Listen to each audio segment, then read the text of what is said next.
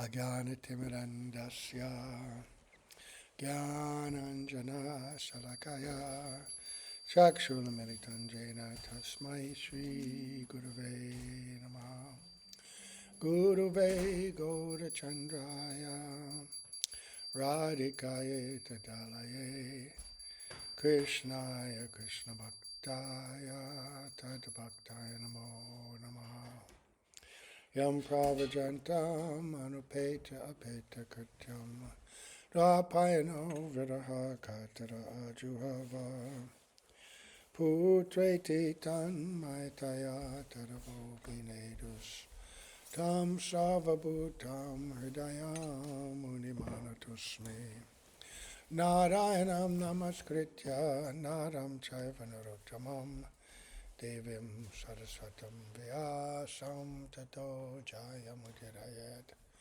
Bhaktya Vihina Parada Lakshaya Kiptashta Kamari Tarangamadye Kripa Mai Tvam Sharanam Papana Vrinde Namaste Charanada Vindam Tavevasmi Najivami Tvaya Vina Iti Vigyaya Radhe Tvam Nayanam Sharanandike Vancha Kalpatarubhascha Kripa Sindhubhya Evacha Patitanam Pavanebhyo Vaishnavebhyo Namo Namaha.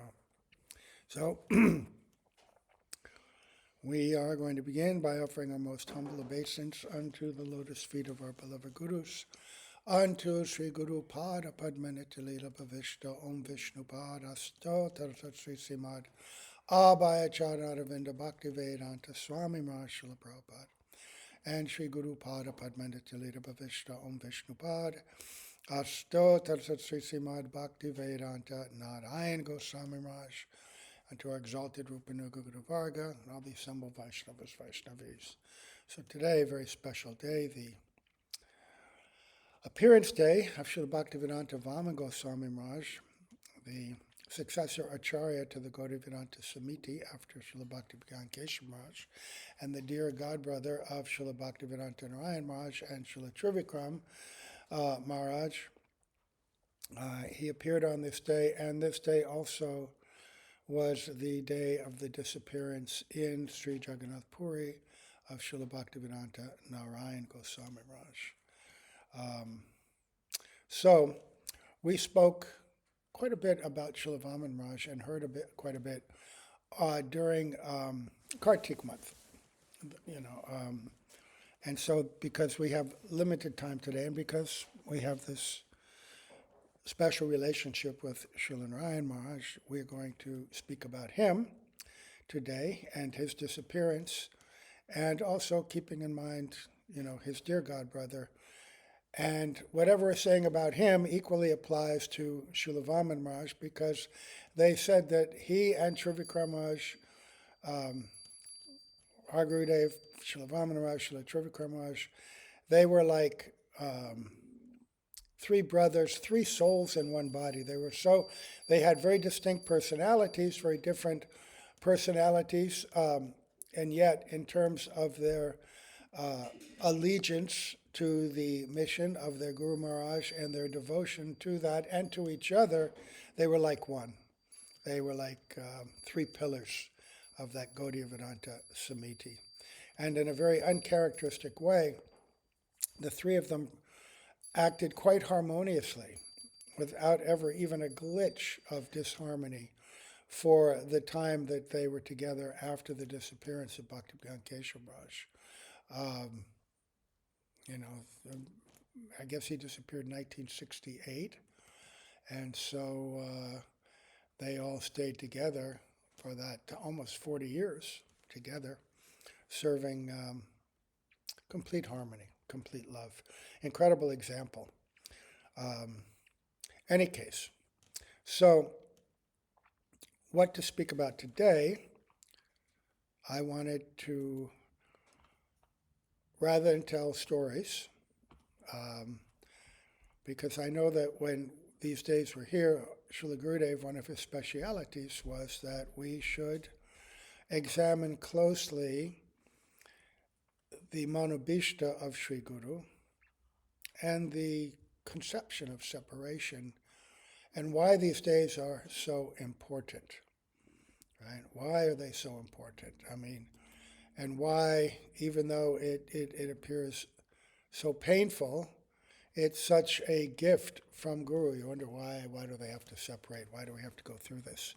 So there's one article from this Rays of the Harmonist, maybe my favorite issue, number 15 from Kartik 2005, and it's called Jewels of Separation. And in that, many, many amazing articles, because it was done on the order of Srila Gurudev to commemorate separation from Srila Vaman Maharaj and Srila Trivikar Maharaj, but Srila Vaman Maharaj had recently left this world, the Kartik before. So all the articles are on that theme. And there's one article written by Bhaktivedanta Kesava Maharaj on the day to commemorate the disappearance day of Srila Bhaktivedanta Saraswati Prabhupada, which we just honored. And in that is so much deep conception of what is the purpose, how do we meditate, how do we feel connected to our Guru. And by reading this, we get a glimpse into the mind and heart of our Srila Gurudev as well. Because Bhaktivedanta Kesava Maharaj is reflecting on his own attachment and his own understanding of separation from Srila Bhaktisiddhanta Saraswati Prabhupada and what his Manobishta was. And he was completely aligned, completely, absorbed in the service of his Guru Maharaj. And Srila Bhaktivedanta Narayana Maharaj had that same mood to Srila Bhaktivedanta Kesava Maharaj. Unflinching, completely pure and steady Guru Nishta. He emptied himself of everything other than the desires of his Guru Maharaj.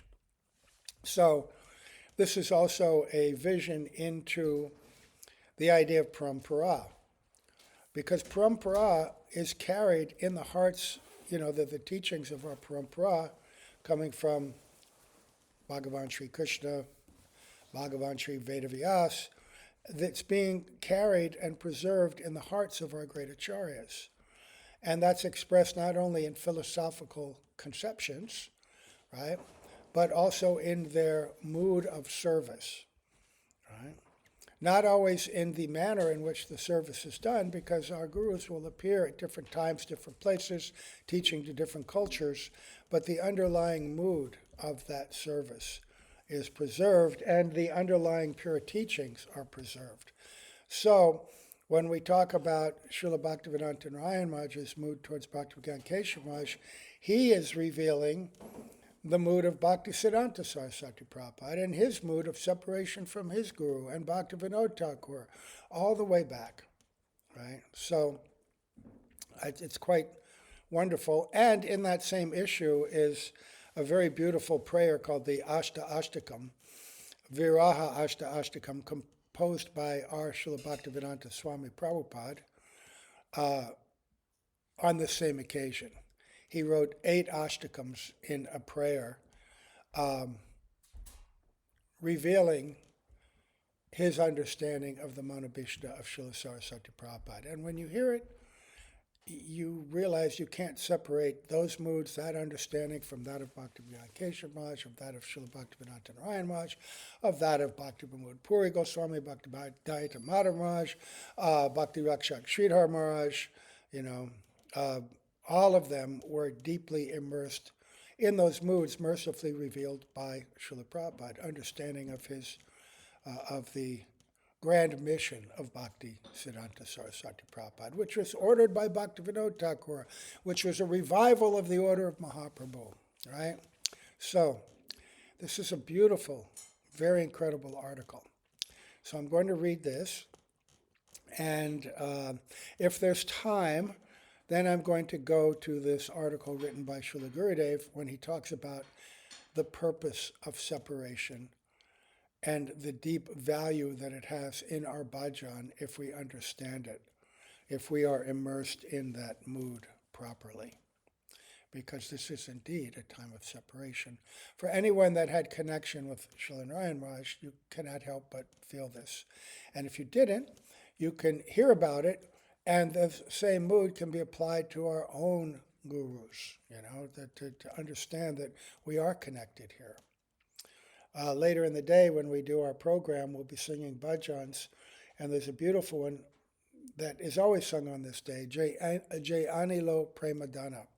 And this is compiled by Narottam Das Thakur, and he's expressing his separation. And when you sing it, your heart melts, because his mood is so powerfully conveyed there. And it's the mood that all of us feel, and we're praying that not only are we feeling this for our own gurus, but we're feeling it all the way back to Narottam, Srinivas, Shamananda, Rupa, Sanatan, Jiva, to Swarup Damodar, Gauri Ramananda, right, all to Nityananda Mahaprabhu. So let's hear this lecture. What to reflect upon in times of separation. This was written by Bhakti Prajnana Kesava Goswami Maharaj, a very dear friend of our Srila Prabhupada, and the one that Srila Prabhupada asked him to give him sannyas.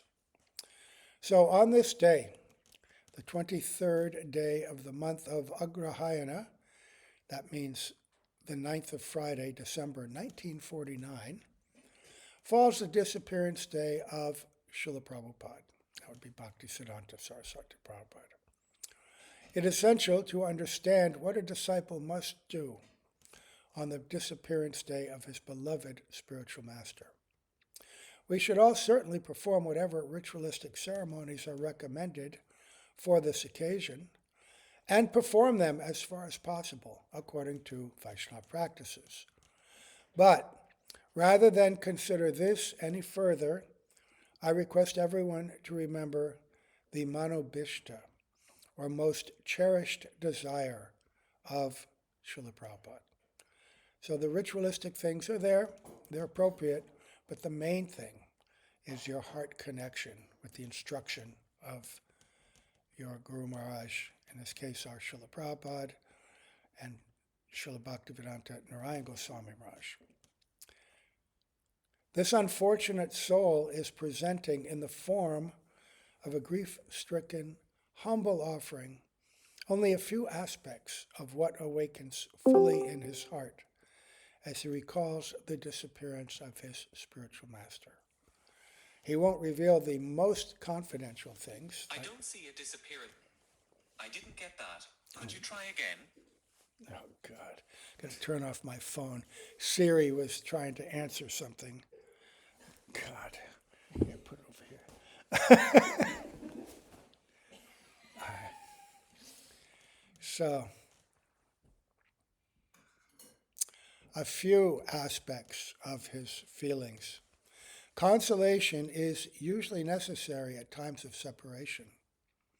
Upon receiving it, the heart afflicted by the grief of separation finds relief. Without such solace, the affliction brings a person closer to the 10th stage of life, unconsciousness or death. That's the 10th stage of prem, actually. One will feel separation from the lotus feet of Sri Guru to the extent that one is attached to them. Right? Many people are going to have different feelings on this day, some very casual, some in the form of duty, ritualistic observance, and some in different degrees, pained in the heart, thinking about one's guru, one's dealings with one's guru, the kindness, the mercy, the instruction, the joy in hearing him speak, the compassion that he exhibited towards one. All these different feelings will come up. So, there's a little subheading, Srila Prabhupada's act of depriving us. Srila Guru Pada Padma has mercifully withheld bhakti from those of us who are proud of our learning, and to ensure our natural benefit, he did not interfere with our miserable condition, which is our unwillingness to follow his instruction. In other words, the gift of free will, our miserable condition and our independence. Witnessing and reflecting upon this unprecedented foresightedness, I am sold forever at his lotus feet. What can Sri Gurudev do for those who desire to be deprived? To interfere with another's independence is to lash his very existence as a conscious being, and is fully contrary to Sri Bhagavan's desire. Sri Gurudev exhibits the pinnacle of service to Sri Bhagavan, and therefore such interference would be at odds with his nature. So we ask sometimes, why can't, Guru or God just touch us on the head with a conch shell and make us pure devotees? Because we don't want it. That would be interfering with our desire. And that's not true love. True love is freely given without consideration. And we have to come to that stage of relinquishing attachments to everything else, like the gopis did, like the wives of the brahmanas in Mathura, right? So many examples we have in the Bhagavatam. How and Krishna showed at each stage different pastimes to remove even the subtlest of obstacles to pure, unadulterated love. So Guru, what does he say? That said, Sri Guru is bestowing mercy upon his followers, even in depriving them so. And he thereby lives up to the title, Ocean of Mercy. Who will understand the hidden intention behind his actions? That's the great question. Always trying to understand the motive and intention of Sri Guru. Very mysterious often. The way to transform my heart, which is intoxicated by the desire to enjoy mundane sense object, is vanchayat dravanidad bi, to deprive me by offering me mere worldly commodities. We have the propensity to fulfill our desires by enjoying the wealth and belongings of Srila Gurudev. And our foremost duty on this day is to cast this habit into the fire of separation from him, thereby reducing it to ashes. Right. So we take up the mission of Srila Gurudev, we enter the mission, and then we live within that perhaps institution, and we try to enjoy the things that exist within there.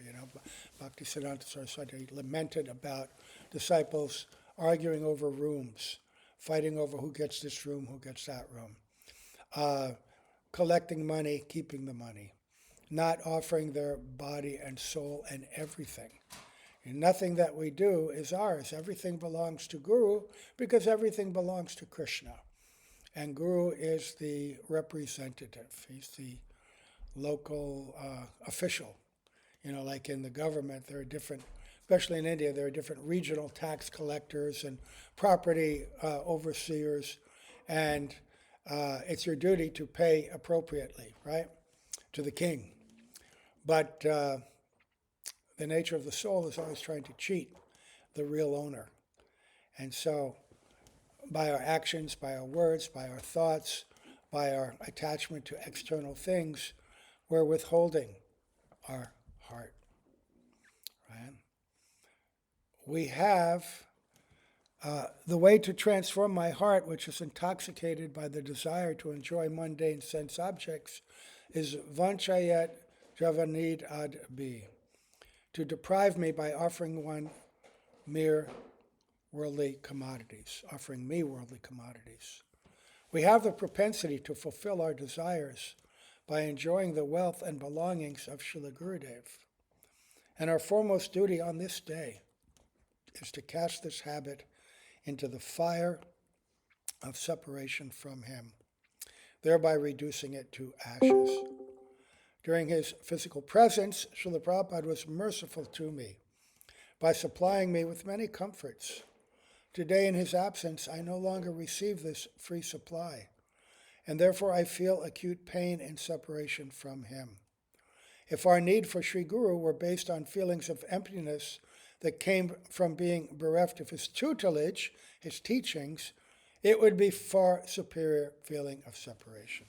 So Guru, out of his mercy, he certainly creates conditions by which people who are still attached to material things can come and live a comfortable life and then begin to practice bhakti according to their capacity. But we should not rest on that or think that that is an actual measure of our progress, that I'm living in the mud. That's the very first stage, or that I'm living within an institution, or that I have a title within the institution. That is a facility, but if we bring along with that attachments to enjoying these things, the comforts, the prestige, right, some side wealth, whatever that may be, some facility, then we're missing the real thing. What we really want to become immersed in is the teachings, right? And the teachings come from Mahaprabhu, from Srila Rupa Goswami, the very beginning, right? Vacho vegam, manasa kroda vegam, jiva vegam, mudurapasta vegan, etan vegan yo, vishaheta dira, right? One who can give up all these pushings, desires, attachments, not just of the body, but the mind as well, right? So, what is Srila Gurudev's perspective, which benefits a Paramahansa? How do we understand what he's thinking? Observing my weakness of heart, Srila Gurudev heaped praise and honor on me, and thus engaged me in service. Our Srila Gurudev would do that, because we'll talk about this later, but he came specifically, initially, to help the disciples of Srila Prabhupada who, bereft of association and guidance, and because of uncomfortable conditions, were scattered here and there. And without good association and guidance, we're not able to continue practice. And Gurudev would bring us all along according to our capacity, and just to encourage us, even when there was just the tiniest bit of service, he would acknowledge and praise that. And because everybody wants to know that their service is accepted and pleasing, that's a very powerful stimulant.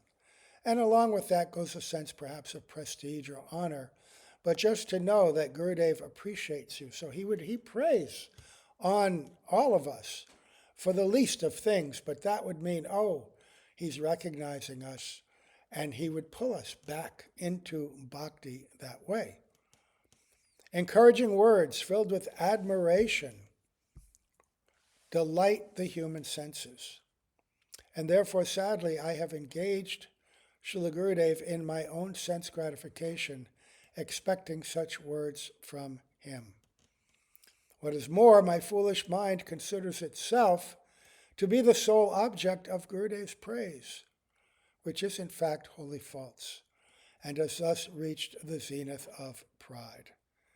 Thus I have buried in the ground the verse, Trinad api sunichena, as taught by Sriman Mahaprabhu. Right, so we take that praise in the wrong way. Right? We're looking for the praise alone, which is going to be a mark that, Gurudev has singled me out as special. Right? I am the topmost devotee. Everyone should follow me. Everyone should worship me. Right? And then we become prideful, and the whole idea of humility, which Sri Guru personally exhibits to the highest degree, is completely lost. We become so sidetracked by these external considerations. Srila Gurudev's transcendental liberated position is such that he forever exemplifies the statements, Yanha janhaneta pare tanha krishna spure. Wherever he looks and whatever he sees reminds him of Krishna. And Yahan nahi deketanan manaye kalindi. Whenever he sees a river, he sees it as the Kalindi. This is the nature of Srila Gurudev. This is one of the songs of Bhaktivedanta Thakur. He sings just like that.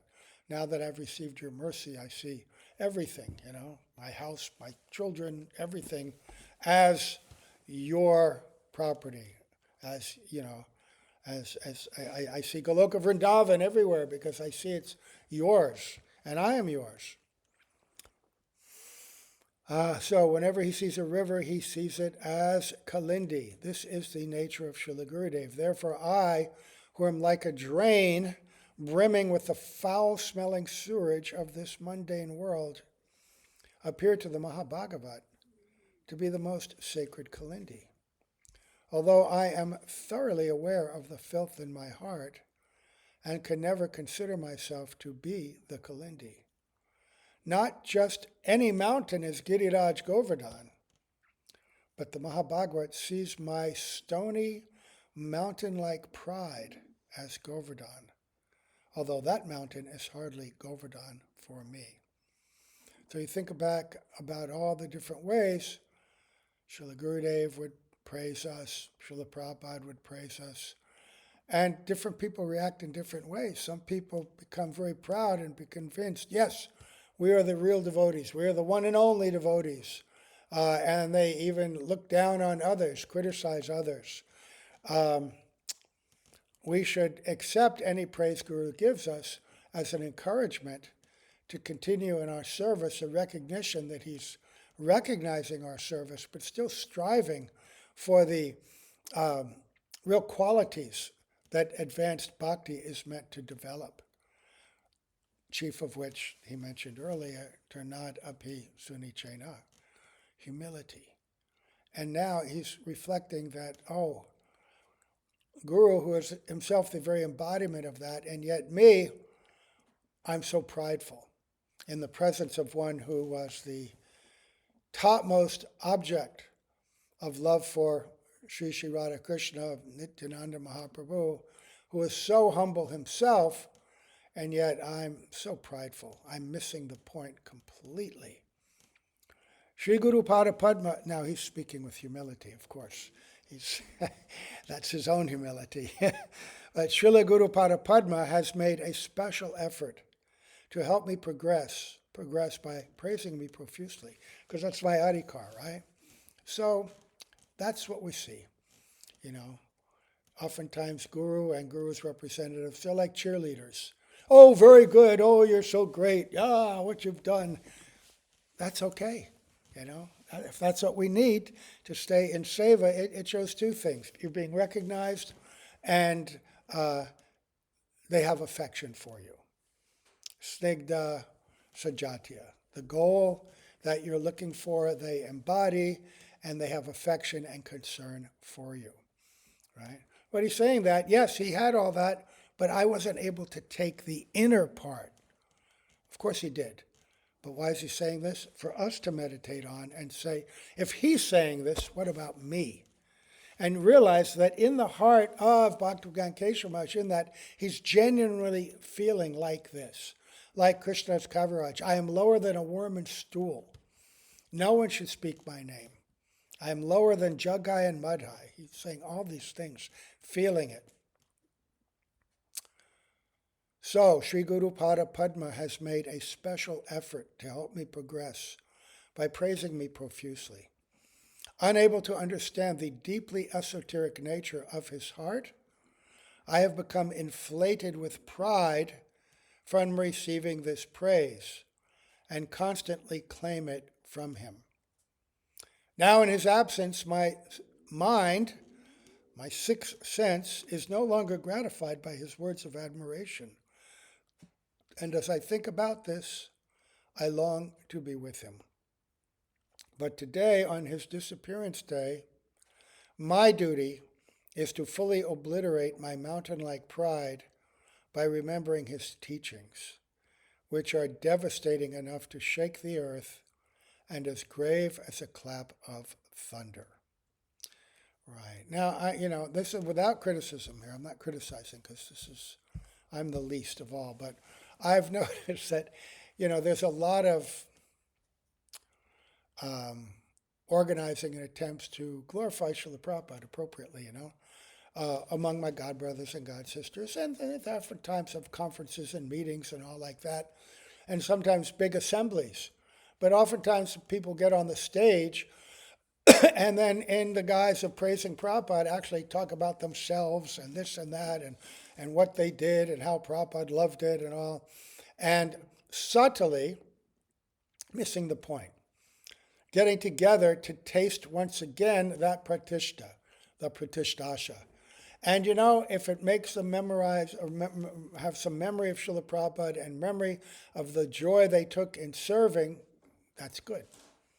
The memory of Srila Prabhupada should endure for the rest of Kali Yuga, right? But we have to be introspective here, as Bhaktivedanta Kesava Maharaj is, and learn to separate the wheat from the chaff, and look for the deeper message, and really think, oh, Srila Prabhupada, Srila Gurudev, they were so humble. Even though they were the topmost accomplished personalities, so powerful, so loving, they were so humble. So what is the essence? He gives a condensed essence of Srila Prabhupada's teachings. Now this is the Manobishta, that part of the Manobishta that we all want to focus on, because this is the Manobishta of Bhaktisiddhanta Saraswati Prabhupada, which he took from Bhaktivinoda Thakur, Gaur Kishoredas Babaji Maharaj, which they took from our disciplic succession, from Mahaprabhu himself. When Srila Prabhupada instructed us, it was like the roar of a lion. And when he chastised us, it struck like a thunderbolt. He used language that made the heart quiver, right? That's true. Sometimes you go, oh my God, you just tremble thinking of your impurities and your lack of real devotion. It would be like an earthquake. I remember one time in Vrindavan when Srila Prabhupada was speaking. It was 1976. And sometimes he would just chastise us for a whole lecture, right? And he was extolling us all to become more and more engaged in the mission of Mahaprabhu. And finally he just roared, work hard for Krishna, distribute book. And I just remember quivering, heart quivering at the power of that exclamation, the power of his desire and order. That which he had given his own very life to, he was imparting to us, right? So the heart would quiver. But thinking back on it, and he would say different things which would make you feel very low, and also very urgently desire to fulfill that desire that he had and overcome those obstacles and limitations that he perceived, those faults. Our Gurudev, Srila Narayana Maharaj, when he came to the West, he was generally much softer. When he was in Mathura Math for so many years, in India, raising these brahmacharis, he was quite strong and fierce even. Sometimes beating these boys, chastising them. Sometimes some very dear disciple he wouldn't speak to for 6 months, not even utter a word, right? For some reason, to make them humble and even more desirous of pleasing him somehow. Guru will do many different things like that. And so he says he would give us instruction that would make our heart quiver. One principal teaching delivered in this way stirs in my heart today. After reflecting upon our bleak future, Srila Prabhupada disseminated elevated teachings pertaining to the path of sadhana in an attempt to save us. Foremost among them is to please Krishna by performing Harinam Kirtan, while remaining in the association of sadhus and Vaishnavas. Indeed, Kirtan of Krishna is the only bhajan. This in itself encapsulates the teachings of Sri Rupa and Raghunath Goswamis, right? Sadhu Sangha, Nama Kirtan, Bhagavat Shravan, right? Mathura Vas, Sri Murtira, Shodaya Sevan. These are the last 5 instructions in the Nectar of Devotion, Bhakti Rasamrita Sindhu. And in Jaiva Dharma, it's said that even though these are the last 5, they're the most important. And they're from Rupa Goswami. Sadhu Sangha, right? Associated with devotees, Nama Kirtan, chanting the holy name, individually and collectively. Bhagavat Shravan, hearing Harikatha, Srimad Bhagavatam. Living in Mathura, in the holy place, Vrindavan, Navadvip, if not physically, by mind, right? And worshiping the deity in that place with great faith, right? This is the essence of all teachings. Those who have compiled the Vedic scriptures have never explained bhajan to remain hidden in a secluded place and gratifying one's senses by fostering laziness. Oh, I'm living in the mat, I go to the program once in a while. I do a little seva. Yeah, I'm properly situated. No. Living in the mat should increase our desire to do more and more service. Don't be lazy. Take full advantage. This is a place of full service. There's unlimited. There's no limit to it. Those attached to sense gratification, who desire recognition and are lazy, are unable to understand the nature of bhajan. On the pretext of doing Harinam, they live in a corner of their homes, which are like dark wells. They consider the mere, quote, pulling of rope, end quote, as Srila Prabhupada would call it, to be Harinam, and thus they become degraded. Chanting Harinam mechanically is not the process, but chanting Harinam in the mood of connection and service to Hari, Guru, and Vaishnavas should stimulate your service. What are we praying for? Hare Krishna, Hare Krishna. Right? What did Srila Prabhupada say? Oh Krishna, oh Radharani, please engage me in your service. That's what chanting means, right? It doesn't mean now I'm chanting, I'm becoming purified, I'm a great soul. Just look at all my chanting. By my effort, I will achieve Shuddhanam. I will go through the stages of bhakti. I will have prem. No, it's not like this. Chanting Harinam should stimulate your seva vritti, your mood for service. Right? That is the nature of the teachings coming through Gaudiya Mat. That's what Srila Prabhupada emphasized. Guru Seva as the complement to Nam Bhajan. Right? The two are interdependent. Okay, so all those who are lazy and weak due to a lack of Krishna Shakti consider service to Sri Guru, who is actively absorbed in serving Sri Krishna, to be karma or ordinary worldly activity. Their inability to differentiate between karma and bhakti pierces the heart of Srila Prabhupada on his disappearance day with a pointed javelin. Oh, they're just working. Actually, Bhaktivedanta Kesava Maharaj, one of his very senior persons in the Gaudiya Mat, he's a big scholar, saw him one day reading one of the Sandarbhas of Jiva Goswami, very elevated, and he criticized him because Bhaktivedanta Kesava Maharaj was known as a super hard worker, manager. This side of him, this deeply tattvagya side, not many saw. And he said, oh, Vinod, Bhai, why are you reading this book? This is only for very advanced people. Maybe it was Prem Vivard. I don't know, I might be getting the book wrong. But in any case, and he said, you're a worker, basically, is saying, you don't have the qualification to read these. But he was very humble. He said, oh, you may examine me, ask me any question you like. And he asked him many, many very penetrating questions. And he answered them all very fluently and beautifully with great realization. And this person was very astonished. He said, I greatly apologize for my misconceptions and offense to you. You read whatever you want. Whatever you want. And our Srila Gurudev was also a very hard worker. When you read his book, Guru Darshan, about his time traveling and preaching, Later, because of a heart condition, he had to stay at the mat and not travel so much. He was ordered to do that. But then he still worked extremely hard in translating books into Hindi and writing books.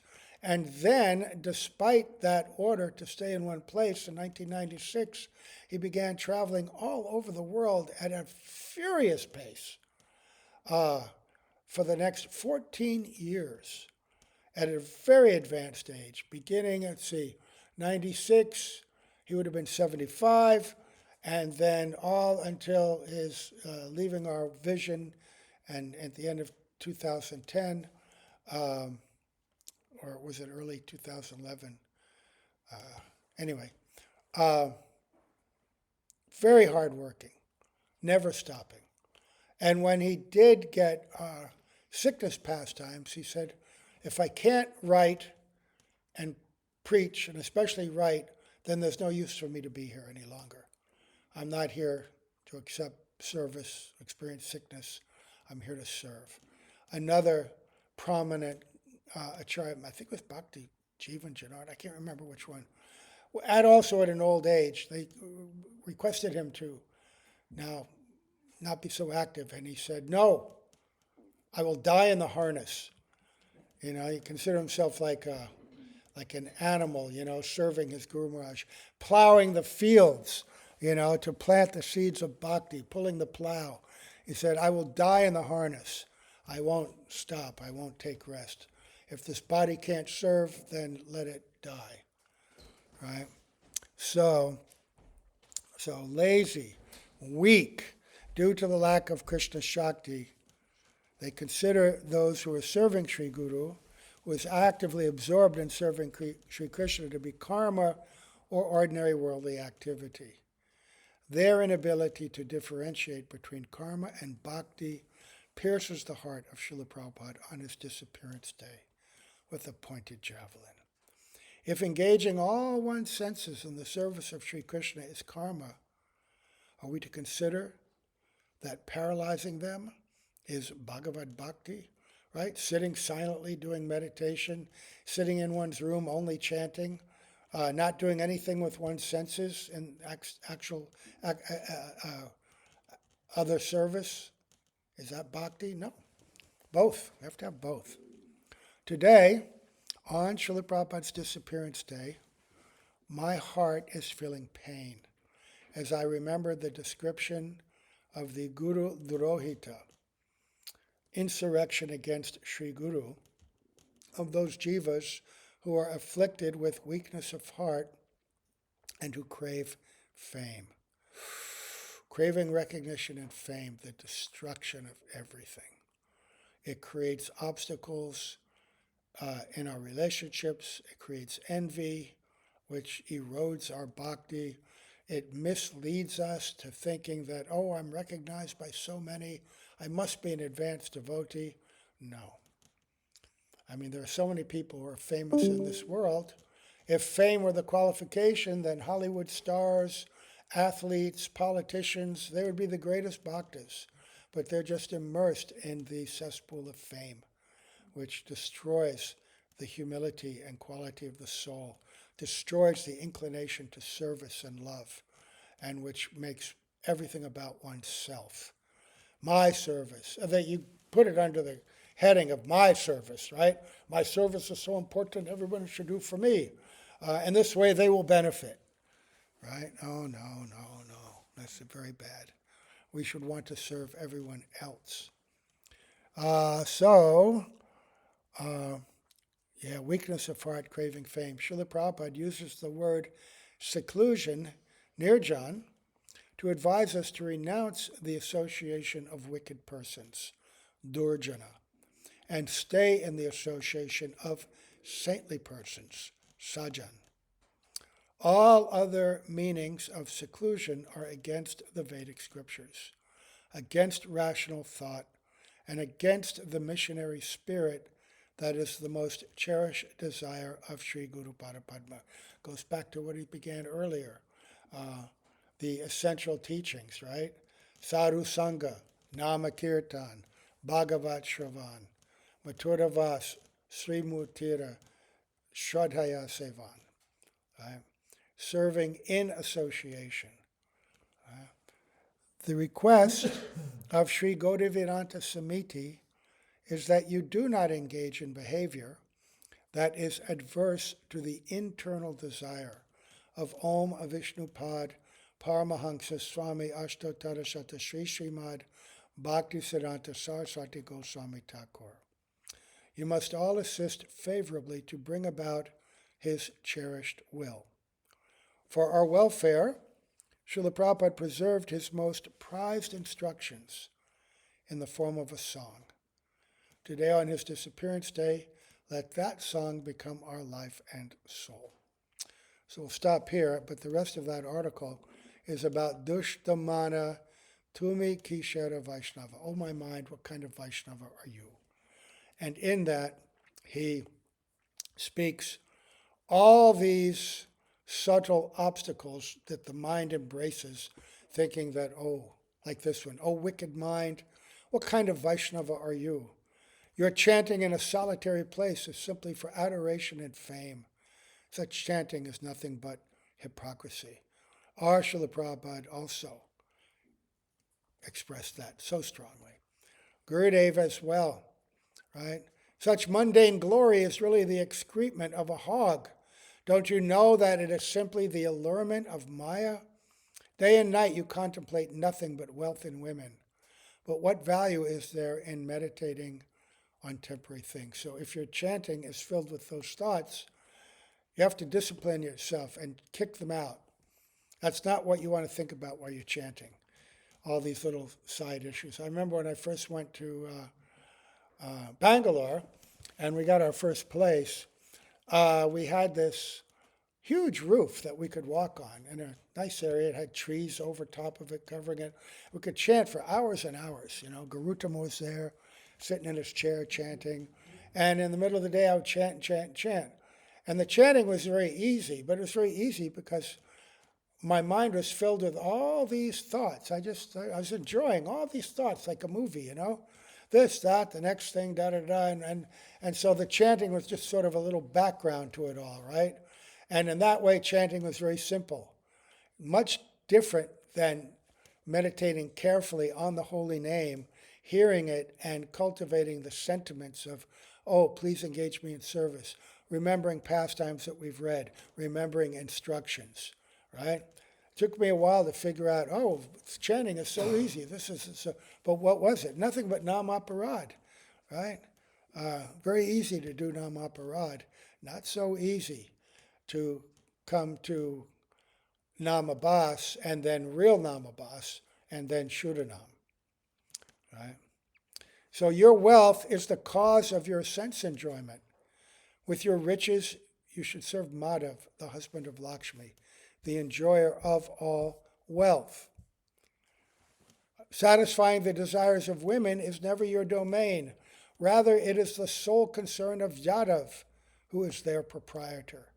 The desire tree that offers adoration and glory stands like a mirage in the desert of the illusory energy. Ravan was unable to attain this glory despite fighting with Raghava, Sri Ram.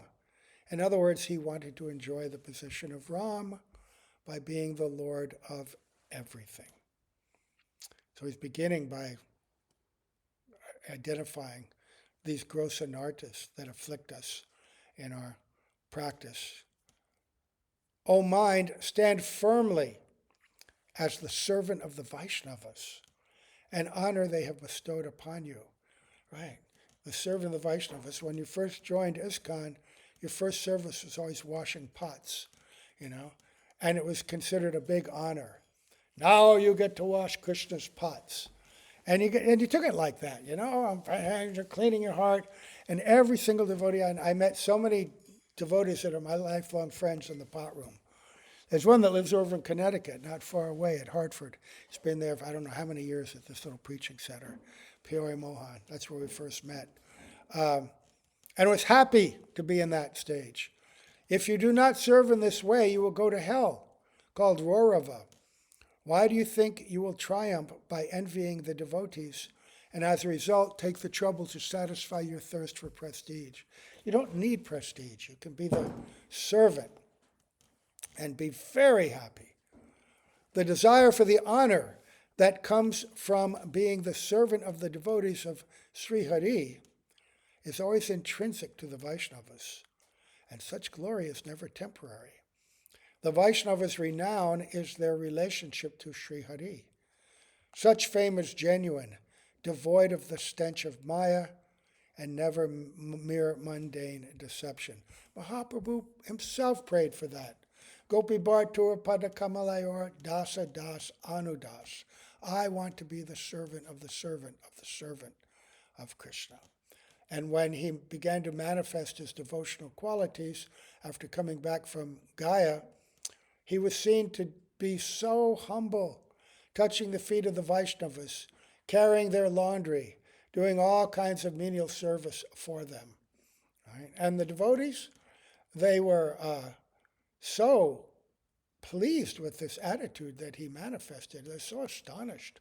But humility is such an attractive quality. Not fake humility. A lot of people can do that. Like if you're a big shot and everybody's serving you all the time, it's really easy to go, offer folded palms and offer some praise to somebody, But the real test is when you don't have any of that and then you're spontaneously happy in doing humble service. And not just for 10 minutes for a photo op, like politicians, but really, really wanting to help and serve.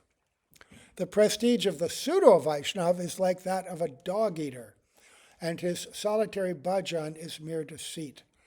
Both are an illusory hell. Having ceased to perform kirtan, you hanker for honor and acclaim. Why are you seeking such praise? Okay. Again, we're honoring Srila Bhaktivedanta Narayana Goswami Maharaj, we're honoring Srila Bhaktivedanta Vamana Goswami Maharaj. They're disciples of Bhaktivedanta Kesava Maharaj, who is reciting this poem of Bhaktisiddhanta Saraswati Prabhupada. The teachings, they're one. These are the moods that all of our gurus have come to give. They're preserving that teaching and showing to us. Now, why are you seeking this inferior kind of praise? Now he brings in something different. Oh, mind, know for certain that Madhavendra Puri never attained the stage of Bhav by devising a shortcut. He did not promote, in other words, he did not avoid kirtan and promote solitude, thereby avoiding the stages of Shraddha, Sadhu Sangha, and so forth. As a result, he received from Gopinath himself the real fame of being a devotee of the Lord. Your fame, however, is the excrement of a hog. Never consider it to be equivalent to Madhavendra Puri's. Sometimes when you study the life of Madhavendra Puri, there did seem to be a time when he was just wandering, taking madhukari, sitting under a tree alone, not seeking anything from anybody, but neither was he seeking any praise, neither was he asking for anything. He was engaged in deep internal bhajan, but when the order came, he was right there, discovering Gopal, going to Puri to take the sandalwood, carrying it on his own head back to Vrindavan, stopping at Ramuna, serving Shirachora Gopinath. And traveling around India on pilgrimage with so many associates and disciples, teaching and spreading the confidential messages of bhakti. Madhavendra Puri was very active. Out of envy, you have damned yourself to relishing mundane material enjoyment, and have renounced the sublime beauty of kirtan. O wicked mind! On the pretense of performing solitary bhajan, you are only engaged in nefarious deeds. Let's see, how many of these are there? Oh my God. I don't know if I could finish this.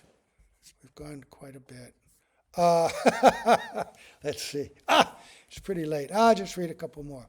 You should consider what Sri Chaitanya Mahaprabhu taught with great care to Sanatana Goswami which was to loudly utter the holy name of Sri Hari and never forget the two most valuable points.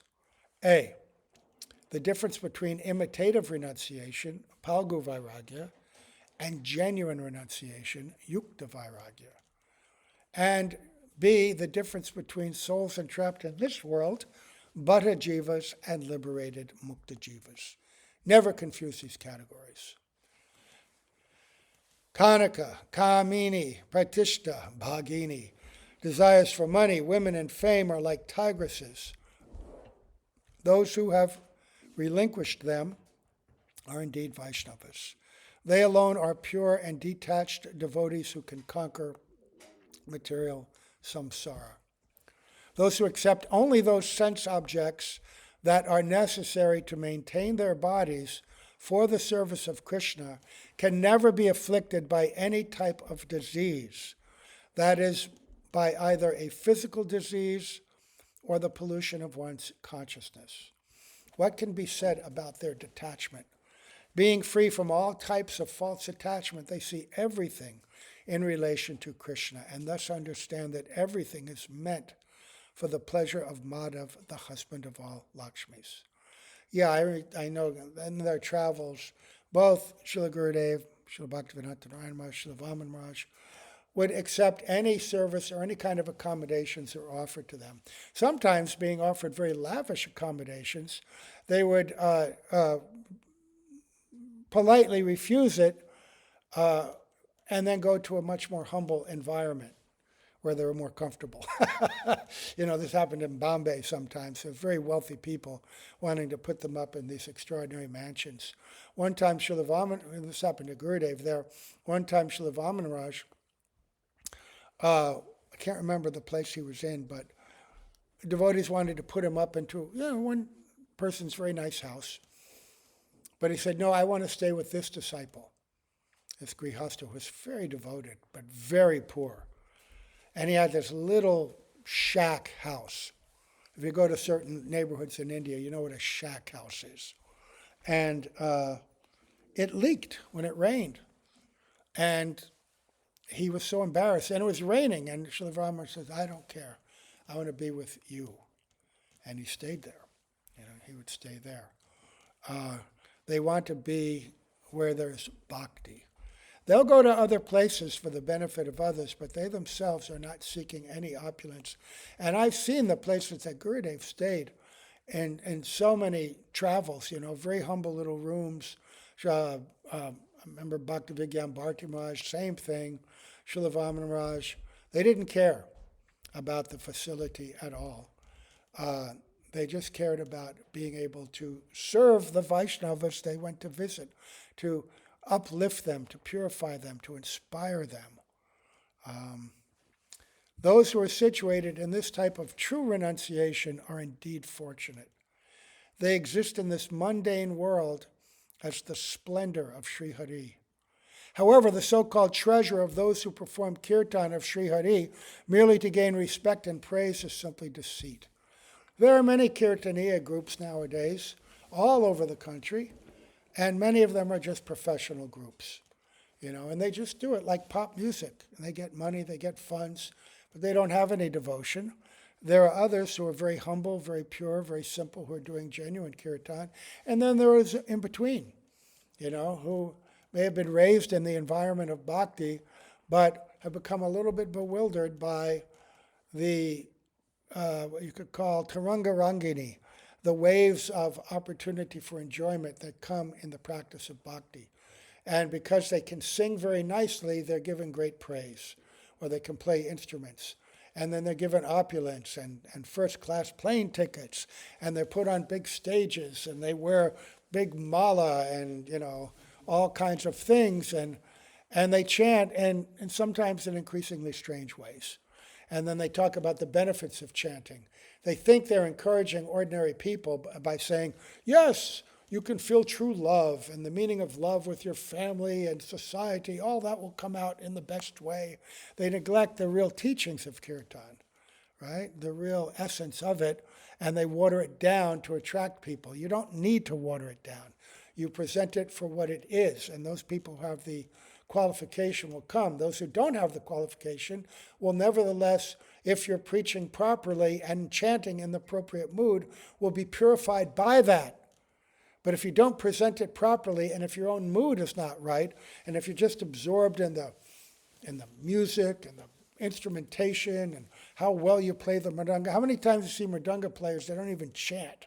They're so absorbed in the mridanga. I remember Prem Prayojan, when he used to travel around a lot, he would say, mridanga players, they never last, because they get so absorbed in the art of mridanga, they, forget, and then all the ladies are attracted to them. They all end up falling by the wayside. Right? Not all of them, but he was making a point. So, O mind, reject the company of those who seek liberation or material enjoyment, as both types of persons are non-devotees. One's relationship with Krishna is the stem to transcendence, which lies outside the reach of anyone whose consciousness is tied to the mundane world. Again, in this pretty long poem, all the essential teachings of Rupa Goswami are here, right? None of these side issues, this jnana karmadhyanavritam. Avoid those persons who are seeking liberation or material gratification. The Mayavadis' minds never contemplate Krishna.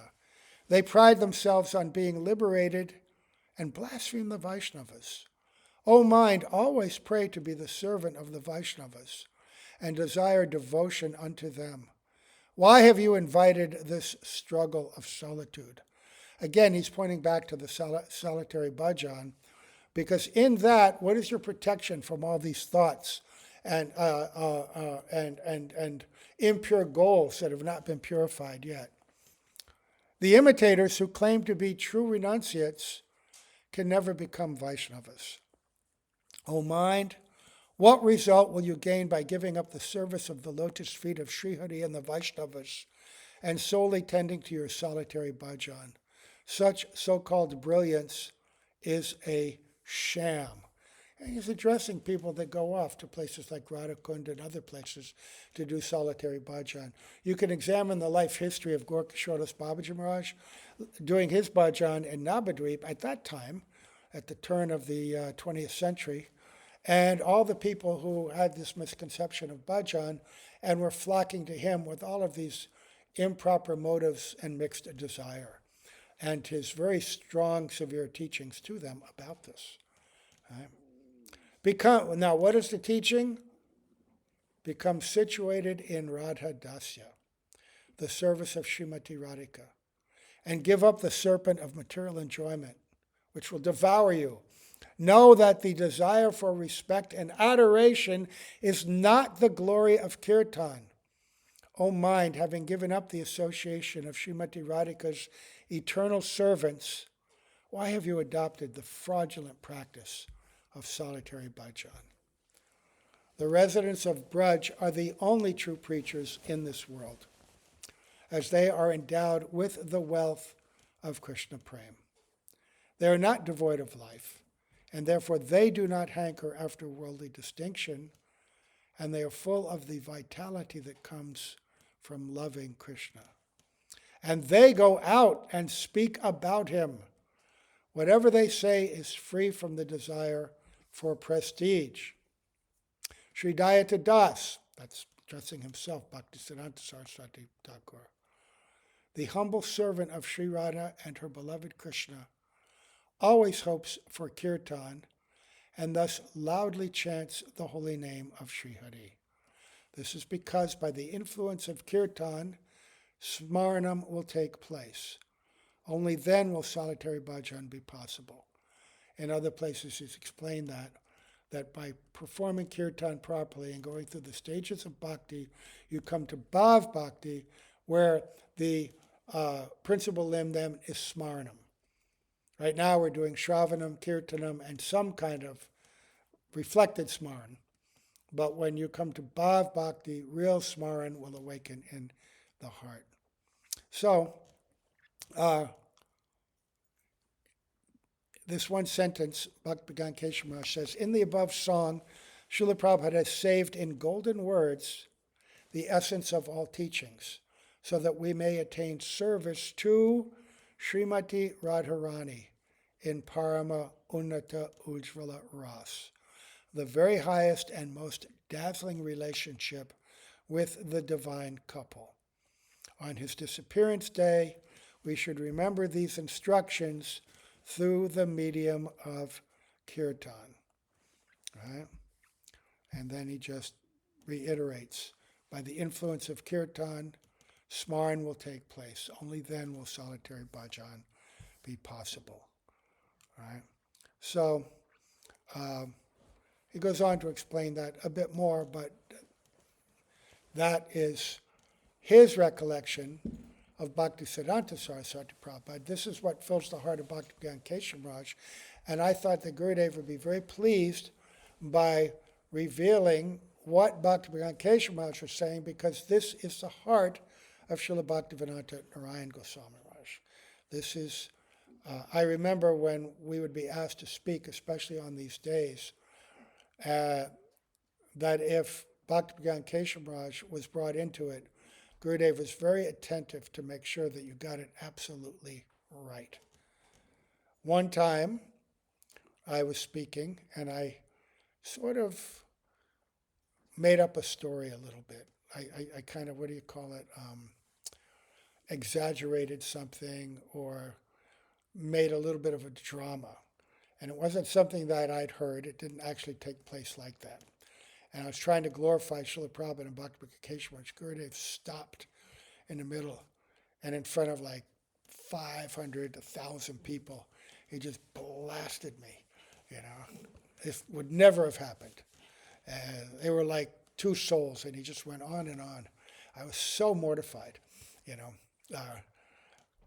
One, of course, not as much mortified by lack of prestige, but mortified by the fact that, I'd made Gurudev unhappy and I'd got it wrong. So for the rest of the program that evening, I'm just sitting there going, and I began to write a letter in my notebook, a letter of remorse. And, just, God, I'm so sorry, like that. And I thought, I'm doomed forever. Next morning, Gurudev comes into the temple room, and I'm standing there. He looks at me, gives me a great big smile, and puts a garland around my neck. And I thought, And I thought, why? Because I understood his teaching. He cut a misconception. I had genuine remorse. Everything's good. Keep on going. You're fine. That's what Guru does. Chastisement and praise. Both are there. Both are needed. Right? But if you only get the praise, then you can fall onto that wrong side of what bhakti is all about. We definitely need the chastisement to go to our deep anarthas and the obstacles. Right? So, any case, we'll stop here. We went quite a bit longer. What's special day, though? Now, in our afternoon program, I'm going to read the next thing in this Rays of the Harmonist. It's on page 50, and it's Gurudev's article about what's the title of it? It's called,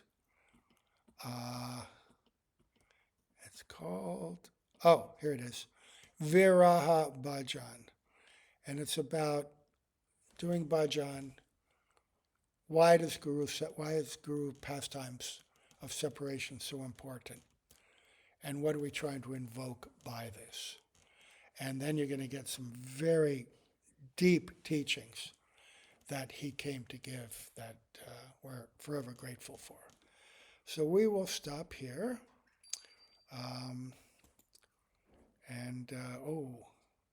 We went a long time, but all glories to Srila Prabhupada, all glories to Srila Bhaktivedanta Narayana Goswami Maharaj on the occasion of his Tirubhav Titi's disappearance.